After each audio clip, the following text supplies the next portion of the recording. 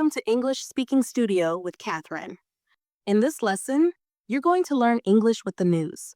We're going to read a news article together so you can learn advanced vocabulary, advanced grammar, and correct pronunciation. Let's get started. Welcome to our article. Today we're talking about U.S. President Joe Biden touching down in Ottawa. And I'm sure you recognize this man. He's the Prime Minister of Canada, Justin Trudeau. So let me read this headline again. U.S. President Joe Biden touches down in Ottawa. First, let's talk about this phrasal verb touchdown. And notice we have an S on it because it's conjugated with Joe Biden, which represents the subject he. U.S. President Joe Biden, he touches down in Ottawa. Now, to touch down, this means to land, and we use it specifically for a plane. As an example, I could say, my plane just touched down, which means my plane just landed. To be honest, I would say that landed is more common than using the phrasal verb touchdown. So if you're already comfortable with using, what time does your plane land? My plane just landed. I say keep using it. But at least now you know what it means when you see it. Okay, let's continue on and talk about his trip in Canada. U.S. President Joe Biden arrived Thursday evening in Ottawa for a whirlwind 27-hour visit. Now first, I want to point out that for everyone who doesn't know, the capital city of Canada is Ottawa. It is not Toronto. I think probably 90% of people think the capital city in Canada is Toronto. That's just not true. Ottawa is the capital city, which is where all the official government business takes place, and which is why President Joe Biden is visiting Ottawa and not Toronto. Toronto is Canada's largest city. Okay, so make sure you know that the next time someone asks you about the capital of Canada, arrives Thursday evening in Ottawa for a whirlwind 27-hour visit. Okay, what is a whirlwind? Whirlwind. A whirlwind. Now this is being used as an adjective, and we often describe an event like a visit, a meeting, a vacation, a conference as a whirlwind vacation, a whirlwind conference, a whirlwind meeting, a whirlwind visit. It's simply a visit where many things happen in a short period of time. So very active, many different activities. So he's going to go to a lot of different places, meet a lot of different people as well. And that's why you could describe your vacation or a meeting or a conference or even your summer. I had a whirlwind summer. It implies that you did many different things. You saw many different people. So I would say busy, eventful, see lots of people, things. That's how I would describe it. And this is an adjective, so it's an adjective. So as an adjective, you would put it before what you're describing. Expected to focus on both the friendly and thorny aspects of the Canada-US relationship. Okay, so friendly, you know what that means. What about thorny?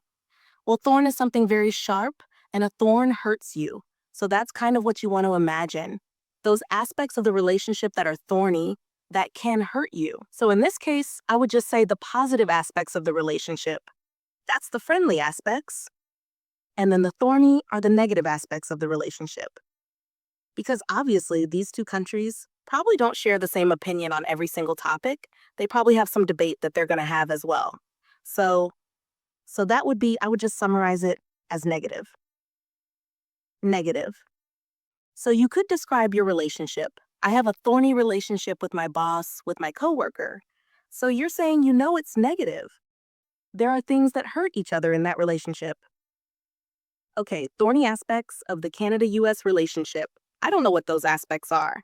I guess right here, including protectionism and migration on both sides of the border. So I'm not sure if these are the friendly aspects or the thorny aspects. They don't really specify. Now, actually, before we move on, I want to talk about the pronunciation of Canada, because I actually hear a lot of mispronunciation because of syllable stress. So a lot of students will put the stress on the wrong syllable, or they won't put any stress on it.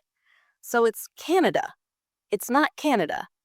Canada. Sometimes I hear that, where the da is really strong. Canada. No, Canada. Canada. Okay, that's how you say it like an American, like a Canadian. Canada. So this da is quite short. Canada. Canada. So now you know the capital of Canada, the largest city, and you know how to correctly pronounce it. All right, let's continue on. It's quite a packed schedule. So a packed schedule, this is just another way of saying busy. Busy. Now, you could also think of it as crowded, because you can say the event was packed. And in this case, packed means crowded. So there were many, many people in the event. So you couldn't really move around. It was crowded. But because we're talking about a schedule, it really more means busy. Now, honestly, you could use our same adjective as before and probably say it's quite a whirlwind schedule. Because what is a busy schedule? It's when you do lots of things, see lots of people, meet with lots of people. Well, that's also kind of the definition of busy, right? So you could use our other adjective, whirlwind, or you can use packed as well. And then know that packed can mean crowded at the same time. So in terms of busy, you could say, my weekend was packed. My weekend was packed, which means it was busy. Now, sometimes we actually add, which is kind of fun. I like saying this, we add the word action in front. Oh, my weekend was action packed. You don't have to say that. You can simply say packed, but that's just an option. Action packed or packed. All right, it was quite a packed schedule for a short trip, said White House National Security Council spokesman, that's a long title, John Kirby on Wednesday. This is a meaningful visit. Canada is one of the United States' closest allies. Notice they have this apostrophe. This is to show possession. The United States' closest allies and friends. So the allies belong to the United States. The friends belong to the United States. So that's why. Now, generally, with possession, I would say that's my friend's shirt. So that is when I'm talking about my one friend, right? So my one friend, singular. Now, this is not plural. It's to show possession. It's to show the shirt belongs to my friend, okay? Now I could say, that's my friends, because I can say my friends. And it could be plural. That's my friends. What could be a multiple item belonging to my friends? That's my friend's dog. Okay, let's say I have two friends and they live in the same house and they share one dog. So the dog belongs to my friends. Two friends? Plural. But I just put the apostrophe here because there is already an S. So I don't need to put another S because that looks weird, right? So you don't need to put another S if it ends in an S. And this is to show possession. This is also to show possession, okay? Canada is one of the United States' closest friends and allies and friends, and has been now for more than 150 years. Why is it 150 years? Because that's how long Canada has been a country. It's been 152 or 3 years. That's why they say more than. So since we became a country, this will be the first true in-person bilateral meeting. A bilateral meeting is a meeting between two people. So it's just another way of saying two people. I don't know why they really said it because it's already implied, because it's Joe Biden and Trudeau. And they're two people. Anyway, you could say, I'm having a bilateral meeting with my boss. And this implies that the meeting is between you and your boss because bilateral is with two people. So I'll say friend, but notice this is possessive because the friend belongs to my boss. Boss already ends in S, so I don't need to put another S there. If it were the other way around, my friend's boss, I put apostrophe S because it does not end in S. And this is also showing possession. I have a bilateral meeting with my friend's boss. Okay, let me highlight that for you. Between the two leaders in Canada since 2009. So it'll be the first true in-person bilateral meeting. Now, adding in-person, because obviously in the last few years, a lot of meetings have taken place online. So it suggests that it's possible they had an online bilateral meeting. It's possible. Now notice we have since plus a specific time, since 2009, since March 5th. And we use for with a time period for 2 weeks, 2 years. Now in this context, for doesn't work. You wouldn't replace, it will be the first in-person meeting for 2 weeks. It doesn't make any sense. So we can't replace it with for. But I'm just letting you know that there are specific times when you use since or for in other cases, because I do see mistakes with those. In this case, we need to use since, and we have to have a specific time because since is only used with a specific time. Okay, the first year of Biden's term. So here's another possessive. The term belongs to Biden. The first year of Biden's term focused on rebuilding Canada-US relations following Trump's divisive term in office. All right, let's take a look at this. Focused on rebuilding. Rebuilding. So notice a couple things. One, it's in the gerund form. My verb is in the in gerund form. Why? Because I have a preposition. Here, on is a preposition. And when we have a preposition, your following verb, In this case, rebuilding needs to be in the ing, in the gerund form. So that's our gerund. So I'll just write that out for you. Preposition plus gerund. Now we have array in front of building to say it's happening again. So we're building it again. You might say, Jennifer, this lesson was awesome, but I need to rewatch it. I need to watch it again. Why? Well, because you need to practice everything I'm teaching you in this lesson, right? I need to rewatch this lesson at least 3 times to really fully learn everything I'm teaching you in this lesson. Because I'm going quite fast, aren't I? So this means watch again. And notice for pronunciation, I'm not doing like a schwa sound. Raw watch. American pronunciation, we love our unstressed schwa sound in our throat here, but I'm not doing that. This is a full E, rewatch, watch it again. So hopefully you rewatch this lesson. Let me know if you're going to rewatch it. Okay, let's talk about this. Divisive, vice, visive. Trump's divisive term in office. Divisive comes from the word division, which also comes from the word divided. When people are divided, when there's division between a group of people, it means some people think this and other people think that. And divisive is the adjective that's describing that. As an example, I could say, his policy is very divisive. It causes some people to be here and other people to be here. It causes division. It divides people. So it's implying that Trump caused division between the United States and Canada, or at least their relationship. Let's continue on. The second focused on meeting obligations. The second. Remember here we were talking about the first year of Biden's term. Now we're talking about the second year of Biden's term. The second focused on meeting obligations. So again, on is our preposition. So we have our gerund here, meeting obligations, including prioritizing orderly and safe migration through regular pathways, Kirby said. Now heading into the third year of his term, we use the word head as a replacement to the word go. So you could say going into the third term, going. Or I guess in this case, you might want to think of it as entering. But go, there's movement, right? And enter, there's movement as well. I'm going into the store. I'm entering the store. Now we do use head a lot. You could say I'm heading to the store. When do you head to the airport? And in this case, it means go. I'm going to the store. When do you go to the airport? It's extremely common. It sounds very natural. Americans, we love saying head as a replacement for go. So you can start with these two expressions and then add on some more to your vocabulary once you get comfortable with them. Now, heading into the third, this visit is about taking stock of what we've done, where we are, what we need to prioritize for the future. Okay. When you take stock of something, you basically assess the current situation. So you might say we need to take stock of our finances.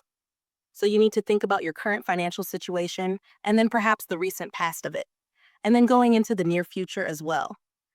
So the current situation, including the past and the present. So let me just write that out for you. Let's take stock. Or we need to take stock of our financial situation. As I said, I think the best replacement would be assess. When you assess something, you think about the current situation. So assess, think about the current situation. And in this case, it's the current situation of your financial situation. A little bit confusing. They're using situation twice. So this visit is about taking stock of what we've done, so assessing what we've done, where we are, and what we need to prioritize for the future. So far, neither the White House nor the Prime Minister's office have confirmed if there will be any impromptu stops during the trip.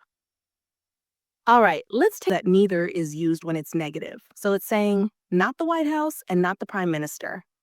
So it's negative for the White House and it's also negative for the Prime Minister. So far, neither the White House nor the Prime Minister's office have confirmed if there will be any impromptu stops. Well, what's an impromptu stop? It's an unplanned stop. Unplanned. It seems like it would be obvious that there would be unplanned stops.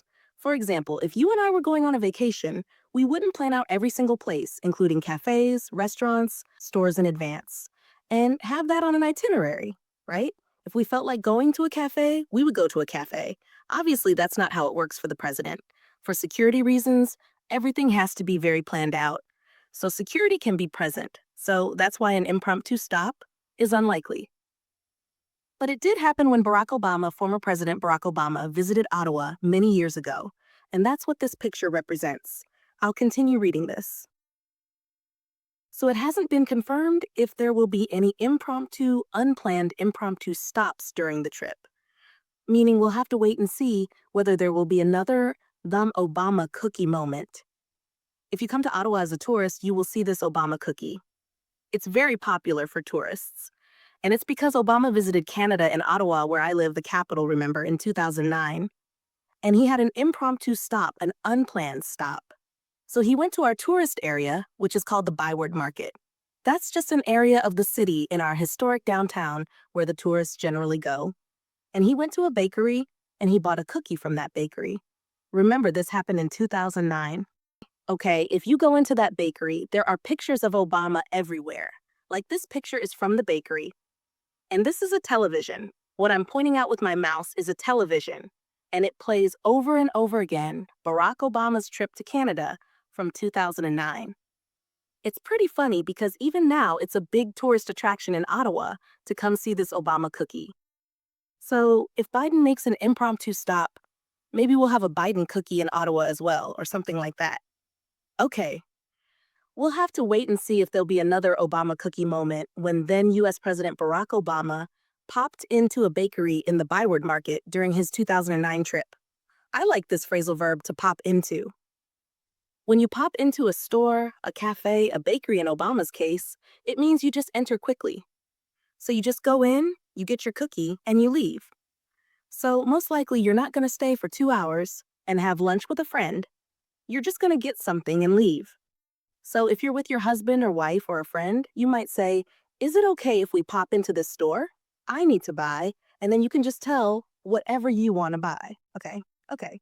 Now when you say pop into, your friend, your husband, your wife, they understand that it is going to be quick. So even if you're on a schedule, they know, okay, it's not going to take a long time. So if someone asks you, like, "Oh, did you visit the museum when you were in Ottawa?" You might say, "We popped in." We popped in, which means you didn't spend a very long time. So this is the same as saying visited quickly. We popped in, we just took a few pictures, looked around, but we had another appointment to get to. We just popped in. So we use this a lot when you're going to stores. Or you might pop into a friend's house, which means you visit that friend for a brief period of time. So my friend popped in over the weekend. Just sometime over the weekend.